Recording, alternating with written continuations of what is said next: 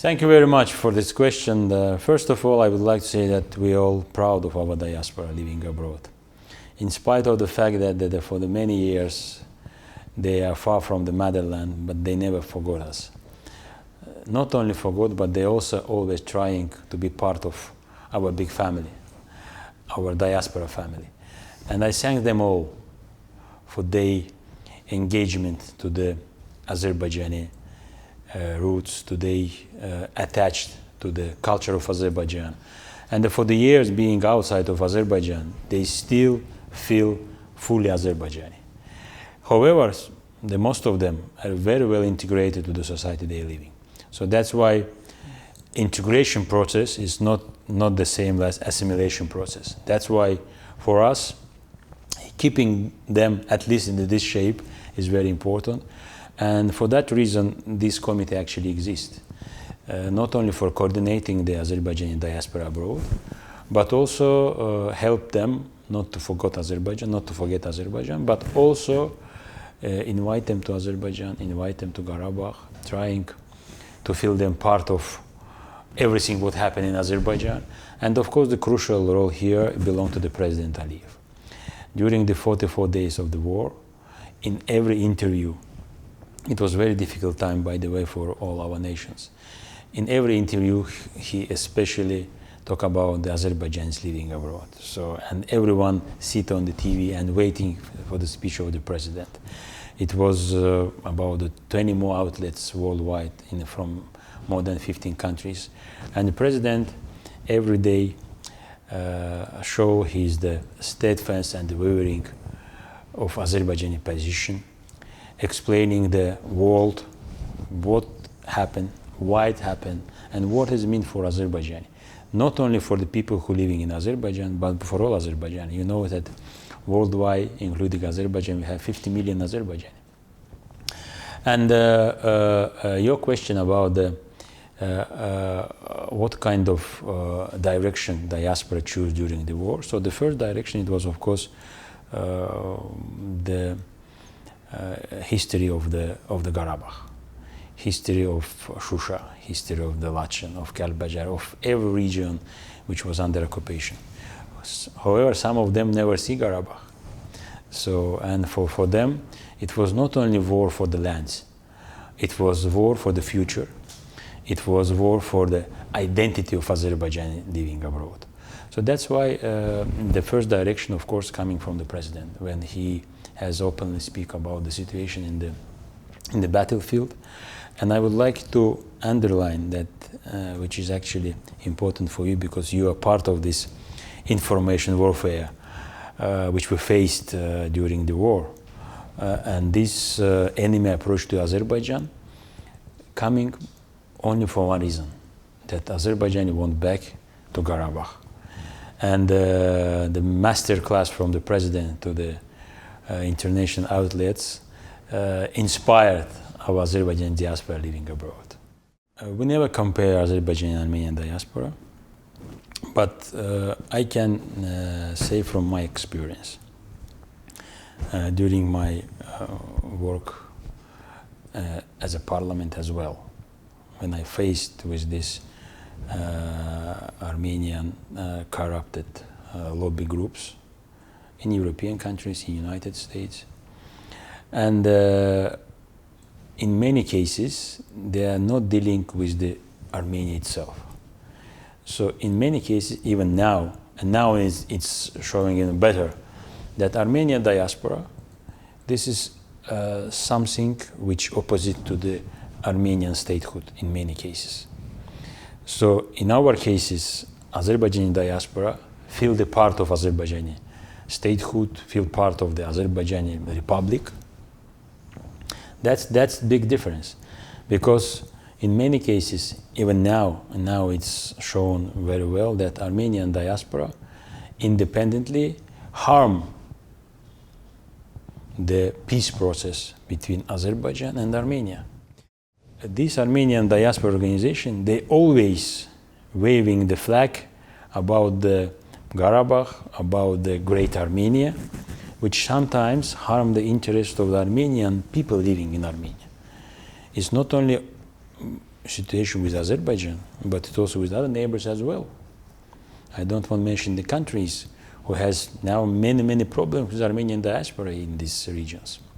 So that's why, yes, Armenian diaspora has a bigger history than other diasporas, but during the 44 days, we saw the situation in Armenian diaspora, and in many cases, they just repeated what Azerbaijan diaspora doing during the campaign, during the information fairs, and so on and so on. So what I want to say that the war, the liberating war, show us the many lessons that Armenian diaspora and their supporters trying to use the tragedy of Armenia for their own interests, not for the future of Armenia, not the future integration process of Armenia to our different, geopolitical clubs. So that's why what I want to say that I'm very thankful to Azerbaijani diaspora, because in some countries we have very few diaspora organizations. For example, in France, yeah. But in spite of the quantity of the Azerbaijani and Armenian there, during the war, they have everything which really lead them as a community who has their own position, even being in the France, even being in the cities where the majority are Armenians. We are starting this process from very beginning, not because of we're waiting for war, but because of the thing that we need to enrich our diaspora with the more information. And from 2018, we start doing the small info session for all diaspora worldwide. We are personally traveling to them to meet with diaspora. For example, in 2018 and 19, we have 129 visits overall, including me and my colleagues from Diaspora Committee, and meet with the people. Just come to the small cities or big cities, gathering them and saying, so we are here, so tell me your problem, tell me your obstacles, tell me what you need more from me, from other agencies. So what kind of problem you faced during your campaign, during your information session, during your battle, let's say, on the information warfare. And it was very good for us that we, during the 2 years, 18 and 19, prepare a roadmap for Azerbaijani diaspora, 2019-2024, for 5 years, including every details from each country. For example, in each country, we need to do students association, we need to support, for example, in Germany, we have 2,000 doctors, medical personnel. So we need to support them in this direction. In the United States, in Houston, for example, we have a lot of engineers, oil engineers. So in New York, we have a lot of Azerbaijani diaspora organization who actually start their activities in 1957. But during some reasons, they need, new life, for example. So after this roadmap, which we do with our colleagues from different countries, not only from Azerbaijan, so we had the step-by-step action.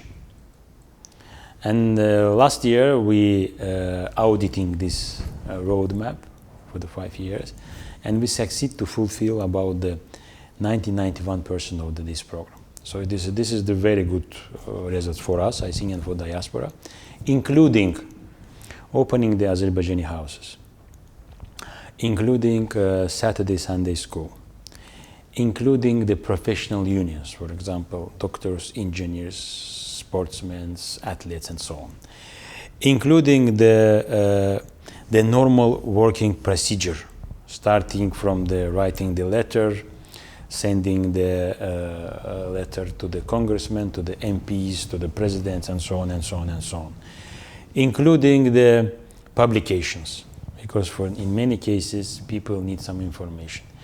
And during the war, we just use these mechanisms. So, for example, during the war, we have more than 100 events in different levels. For example, It's including the march, meetings, strikes, and so on and so on and so on. But also our diaspora going to the think tanks, to the universities. They have a statement in the languages, in different positions, including the, for example, in the first stage when the Armenians bombs Ganja and Barda, and during the war they visit these places as well. So they come to Azerbaijan and go as a foreign citizens. So that's why this is the complex. As observers? Of course. They just go to Ganja, for example, and so what happened there. You organize that? Yes, we organize that. So they, and then they just, it was the first sources they come, and they sometimes broadcast from there, but also back to the country. And also, during the war, the 44 days, also they invite their friends, not Azerbaijani, but neighbors, friends, that you come to see what happened in Azerbaijan, what they happened there. And the Armenian diaspora just copied in many cases. In some countries, they just follow what we are doing and doing the same, but it was late because we were very good prepared, our team, diaspora team, which is the waiting for this for the years when Azerbaijani land will be liberated. So that's why there was also the self-organizing events. So it doesn't mean that in every event somebody organized. No. For example, in small cities of Germany, we have 24 march in the small cities. People just came to the main square, raised the Azerbaijani flag, raised the merits which died during this, our heroes, and just trying to knock the door of the politicians in countries. That what happened really, because it was also some lobby group trying, to. But the same continued after the war, and the Armenian diaspora and corrupted lobby group still active in this direction. But here we should divide lobby and diaspora. So lobby, maybe better than me, that lobby is completely different approach. And diaspora, this is different approach. So yes, in some of the elements, diaspora can be used in the process of lobbying, but the process of lobby is completely different. And I would like to say that the interviews of the President Aliyev, his speeches every day, of course, inspired our diaspora. We received thousands of the letters every day that we are waiting for the President interviews. We are waiting for news about the liberation cities. So it was fantastic feeling for everyone. And we thank the President that his guidelines through his interviews help to our diaspora as well. These diaspora activities should be done in very calm way. So we don't need to rush in terms of the major relations. So that's why we start these programs. We call it media, not only the TV, radio, but also the outlets, also the info bulletins, and so on. And we have the database of the Azerbaijani living abroad, and every month we send them small review of what happened in world of diaspora. So it's 10-15 pages electronically we send to them. This is one, and this include Diaspora FM, which we start in 2019, and Diaspora TV, which we started in 2018, and our multimedia center. So 24/7 we have the special program. So every Azerbaijani can just call, because the time difference. So they just call, and it was recorded. And if it's during our work days, so then they reply automatically. If not, we do it in the morning. Plus we have Diaspora map. So this is the digital world map. including with all Azerbaijani diaspora organizations. It's about 300 plus now organizations. So we have a special program that they can connect each other through this portal, but also through the committee. So why we're doing that? Because sometimes people want to go, for example, for Niger. We have Azerbaijani diaspora organization in Nigeria. Yeah, they go to Nigeria and they need some contacts. They can easily route through this. This is online, so It's networking. It's networking. Yes, networking, but it's not, there's a big one, but it's okay for diaspora to to reach each other. And they just wrote the letter or the SMS or that I am from Norway, for example, I want to come to Nigeria, so they go to speak and so on. So second, so this is the media altogether. So media center, multimedia center, including radio, TV, this map, Facebook, Twitter. So our website, the committee official website, is not a normal, let's say, state agency website, let's say like that. Normal, I mean, it's all information is there. So everything what happened in the couple of hours in our website. So people should know what happened in our diaspora worldwide. And that's why for that we have a special department who only dealing with that, including Facebook, including Twitter and so on. So the second approach, this is about the professional growing. So in terms of, I just spoke before that, what diaspora organization can do. Some of diaspora organization is very good for organizing the big events. Some of them are very good in organizing the conferences. Some of them are very good in organizing the practical events. For example, they can go and meet with the European Parliament, with Congress, and so they knew this. Some of them organizing our holidays for our young people, for example, doing the summer camps, summer village, and so on.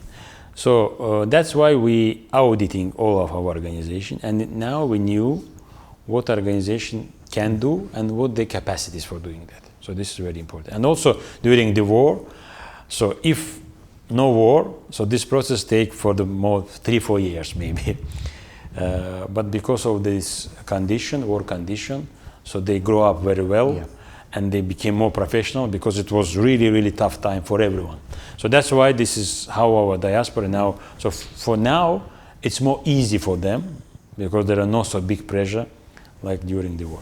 So this is the second approach. And the third approach, so it's not 1, 2, 3, it's all together is important. It's about the new generation of diaspora. So we have a lot of young people who grow up and born outside and they never be in Azerbaijan. But they love Azerbaijan. They knew that they're from Azerbaijan. They had the memories from the grandfather about the Azerbaijan. So this is very important. So for them we have the special program. So this is the special program. It's called Summer Camp for the Youth Azerbaijan Living Abroad. It's one time in a year for the 1 week. So this year, it's in August, we will have this. And this for during the 1 week, for those who never been in Azerbaijan. And for those who really important. So they should understand why they should be part of diaspora. So for that, we have the special panels, different, starting with Azerbaijan history, Azerbaijan language, people like you coming as a teachers, as a lecturers, and they speak about the Azerbaijan and speak about from the understanding of the foreigners and so on. Of course, they meet with our heroes, they meet with the family of marriage, they meet with the ministers, with the famous people in Azerbaijan, and not only in Azerbaijan. And also, we have the training for them, starting with the fundraising, public relations, team management, how to work with the mass media. Last time we have very good session about the IT technologies and the social media, so how they can be, be active. But this takes a time. So this is the open application, so everyone can apply, but we have the certain question there. So yes, for example, in Japan we have the small community, But in Germany we have big community, so that's why from the Germany we have more participants. But yes, it's about the different years were different. So last year we have 51 countries. This year will have I think 60, because we start with the 40, and now it's 50 plus, and I think if we talk about the geography, so we consider that our diaspora actively exists in the 70 plus countries. So yes, there are a couple of people, one people in Thailand, for example, one family, one people in Ireland, for example, in Iceland we have. But this is, I talk about the organization, I talk with organizing community, so it's 70 plus. Yeah, this is fantastic feeling, and they have their community abroad, so people who from Karabakh. So they met frequently, and they invite sometimes me as well. So and my colleagues who are visiting them. So they discuss now. They dreaming about how they back, what they do. They find out where the house has been, and most of the house is destroyed, by Armenians. Some of the territory is still under mines. So the cultural heritage destroyed, the environment destroyed. The situation in many places is very bad.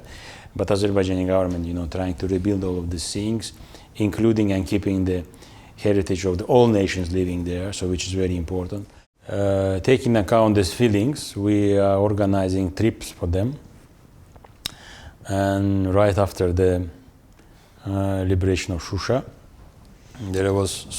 they come to Azerbaijan by themselves, and they come to committee, and we get them all together. And in one bus or two buses, they're going to Shusha all together. So some of them never meet each other, of course, because I'm from Norway, from the United States. And they go all the way, it's about 7 hours by bus. They're going there first. This is very good for the network. The second, there are many of them citizens of other countries. They come with their own flags and putting in the Jidurduzu and playing there, dancing there, and so on. It's fantastic for them, for the future.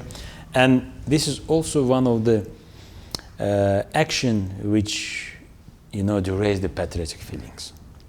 And there was one person from Kazakhstan, the young people. I remember him because he has very good speech at the end of the youth camp. I think it was 2021. He told us that I born in Kazakhstan. I never been in Azerbaijan. But when I came to this summer camp and saw my flag, saw so many Azerbaijanis, I decided devoted to my life to this diaspora activities. And he's every separately come to Azerbaijan now. In that time we bring him. So, this inspired us as well, because when they visiting Shusha, for example, they all saying that we definitely, if we have a chance to back, we come to Karabakh, we will live there. They all have all their life and so on, so we all understand this. But yes, by the way, we are working together with committee or work with IDPs very close, because in some points diaspora and IDPs, IDP and diaspora, so some of them just move from Azerbaijan and especially from Karabakh to the other countries, but they still keep these feelings and attaching to Azerbaijan.